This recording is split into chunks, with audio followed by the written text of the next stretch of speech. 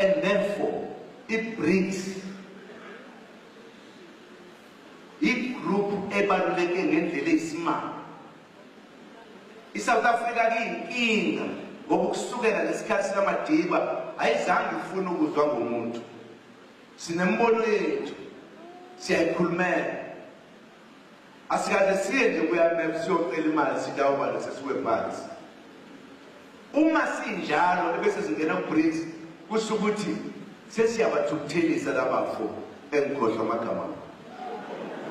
Abathukuthele bayafa. Baze bathola ne-information obengafanele bayithole yokuthi kanti i-BRICS Bank le yaproposwa yi-South Africa. Bayifuna-ke i-South Africa ishintshile ingahambi ngale ndlela. Ukushintsha kwe-South Africa kufuneka i-ANC iphela amandla. Kube khona abanye abazophatha noma uma iqhubeka iphethe kube yilabantu babo abazozwa bona okufanele babe phambili. Base beyikhethele eqinisweni abantu ababafunayo ukuze iSouth Africa ihlukane nako konke lokho ekwenzayo ilalele bona. Abantu bethu bahlupheke inguna phakathi. Ilapha inkinga la ikhona. Bathi kunomongameli lapha. Lento ayenzayo yokushona ngala eze no BRICS use-influence omongameli base-Afrika kuyingozi akasuke. Abanye abantu bezobememeza ukuthi President Maserizani bathunyiwe banikezwe instruction ila mazwe engwakhohlwayo ukuwabiza. Baqhuba instruction uma bengakwenzi lokho bazobenza ikubani. Ngiyazazi ke ukuthi zithini. Ngeke kodwa ngitshele. Sizokuvuma yini lokho ukuthi bese siphinde sibe izwe leyiphaphethe. Sanibona, ngaphambi singene kwivideo namuhla ngithi angithathe lethuba ngibonge isupport nothando nesikhombise lona lingaphezulu kokucabanga kwethu. Siyacela niqhubeke nisupporte njalo ngokubuka amavideo ethu, ungakhohlwa ukucomment, ushare, ulike. Siyafisa ukuzwa umbono wakho. Sicela ke singene kwivideo namuhla. Zuma must fall, Zuma must fall, Zuma must fall, Zuma must fall, Zuma.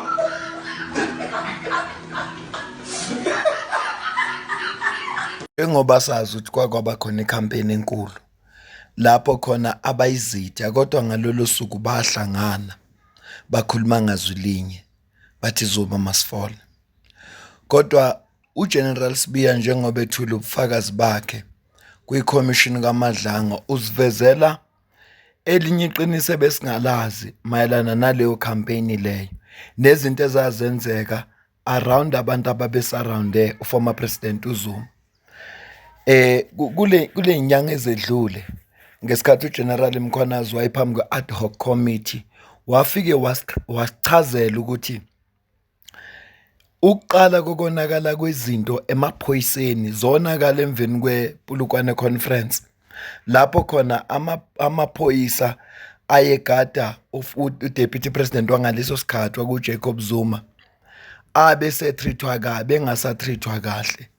Ziningi izinto ezenzeka uthi nabantu ngenxa yokuthi babengahambisani nefiction eyayikhona le yayiwinile okusho ukuthi njoba wayesewina kuba upresident we-ANC abantu ababengahambisani naye besebenza esiphoyiseni base berecruiter abantu ukuthi abajoin iCOPE kurecruiter amaphoyisa ukuthi ajoin iCOPE labona khona ipolitiki ingena igamanxa esiphoyiseni. Ngaleso sikhathi wafika noGeneral Phahlane wakufakazela lokho mayifika enkantolo. Kodwa ukufika kaPaulo Sullivan ezothula ubufakazi bakhe ufike yena wazivezela ukuthi kunemizamo eyenziwa former president uThabo Mbeki yokulwisana no former president uJacob Zuma waze wenza isu lokuthi ufuna uformer president uJacob Zuma aboshwe. Wayichaza ke yonke lonto leyo uPaulo Sullivan. Siyidlalile ivideo yakhona sakhuluma ngayo. Ngengizwe kuthi umuntu igama liyamlandela noma igama ethiwa lona uyalilandela yena ngikubonile manje futhi ngiyacabanga ukuthi fanele sibheke ukuthi iy'ngane zizetha maphi amagama. Igama likaZuma umhlanganyelo igama nje lakhathwa lethiwa ubaba wakhe umhlanganyelo. Angazi ukubona abantu babuye bahlangane bagengaphi mabelwa naye ngoba vele kwagama lakhe umhlanganyelwa. Igama lakhe nje athwa lethiwa ubaba wakhe. Ngizokucaphunela-ke leyo nkulumo eshiwo uGeneral Sibiya mayelana noJacob Zuma nabo bonke abantu ababesarawunde yena ngoba kwakunekhampeyini enkulu.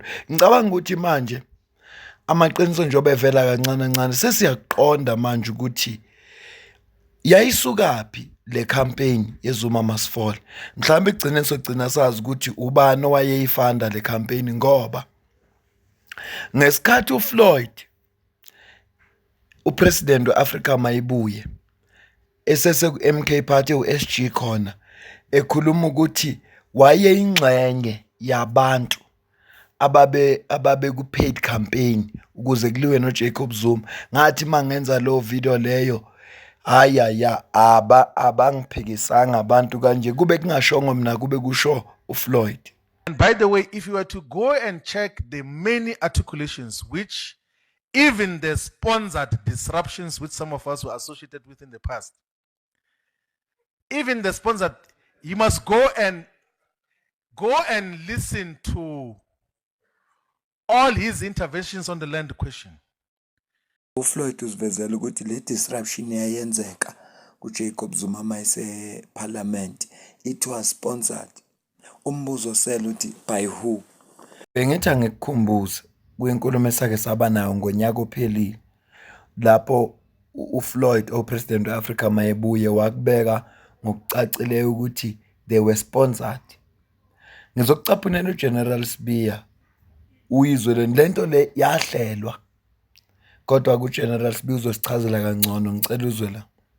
Major General Prince Mukotedi made a statement under oath in which he alleged that I, together with several other individuals, was implicated in offenses of high treason and espionage. These allegations were purported based on a so-called top-secret intelligence report, which he claimed to have received around April 2016. The report allegedly implicated me, Mr. Paul O'Sullivan, Mr. Robert McBride, Ms. Candice Coutier, and other unidentified persons said to be associated with AfriForum and the Democratic Alliance.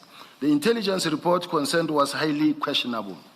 Now, according to General Mukotedi, a meeting allegedly took place on the 3rd of December 2016 at a property previously owned by a convicted criminal, during which it was purported discussed that certain senior officials and individuals supportive of the former President Jacob Zuma would be targeted through false criminal investigations and a coordinated media campaign designed to discredit them.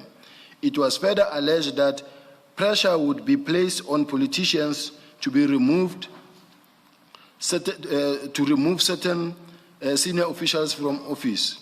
That damaging information concerning President Zuma's son would be used to mobilize public pressure, and that these actions would culminate in an Arab Spring type uprising intended to destabilize the country and force the resignation of President Zuma.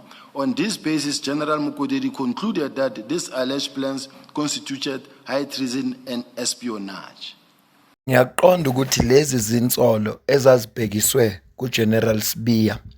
Kodwa into ebalulekile insolo ayesolwa ngazo ukuthi kuneswe lahlanganiswa abantu abathize ukuze kudicileleke igama nesithunzi sika former president uZuma kanye nendodana yakhe. Awukhumbula ukuthi kwake kwaduma ubaba kaDuduzane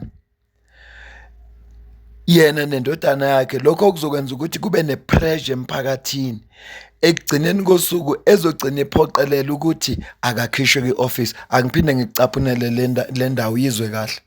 Now, according to General Mukotedi, a meeting allegedly took place on the 3rd of December 2016 at a property previously owned by a convicted criminal, during which it was purported discussed that certain senior officials and individuals supportive of the former President Jacob Zuma would be targeted through false criminal investigations and a coordinated media campaign designed to discredit them.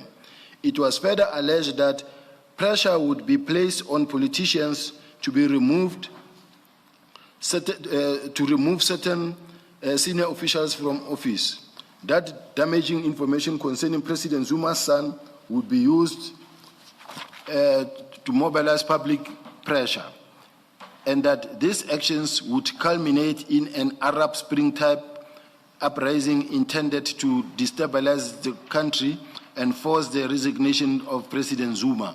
Zathi senza ukuthi ngize ngicine ngirecorda le video ukuthi ngiyakuzwa kushoyo uGeneral Sibiya futhi uthi the intelligence report uma sekubhekisisa kahle kutholakala ukuthi inama loophole okhombisa ukuthi ayikwazi ukuthembakala kodwa kwenziwa yini ukuthi lezi zinto ayishoyo kube yilezi ezenzeka ngempela. If report yaphuma 2016 December 2017 yayisivutha le campaign yeZuma must fall, kwenziwa yini ukuthi besiqondana? Kwenziwa yini? Nambuzo wami nje ngiyavuma mina angifuni kumkholwa General Shadrack Sibiya, angifuni kumkholwa futhi ngivumelana naye lezi insolo lezi zazikhandiwe nje azilona iqiniso.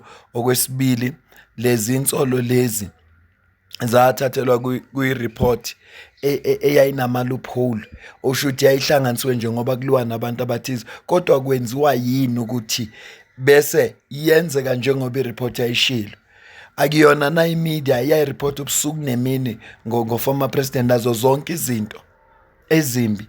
Awekho nama political party ayexhuma eparliament ethi Zuma must fall. Awuzange na umphakathi ureact kulokho. Abantu ababe around uJacob Zuma ngaleso sikhathi abavukelwa amacala na bapho babuhe esimahashule njengoba sikhuluma, awabavukela amacala. Kwenziwa yini ukuthi le report ingathembakali kodwa izinto ezishoyo bese ziyenzeka? Umbuzo nje ngizibuza wona, anginampendulo akekho ozangiphendula. Cela uzukuphola kakho la comment section, cela ucaphunela ivideo yokugcina bese siyayivala. There were so many people who were even saying that President Zuma stole billions of rands. He's building mansions in Dubai, he's doing all of those things. Not even one person today can come with a proof that President Zuma took a single cent from the state for his own personal benefit out of the so-called nonsense of state capture. That has never been alleged, has never been proved. So Umkhonto weSizwe is not ashamed of any of its leaders. We embrace all of our leaders. We embrace Judge Hlophe, who was unlawfully removed by the Democratic Alliance and the ANC for political reasons. The reason why they displaced him because they were fearful that he will rule against them on so many things, that he stands firmly against the racist culture which was beginning to encroach the judiciary in the Western Cape High Court and other spheres of society.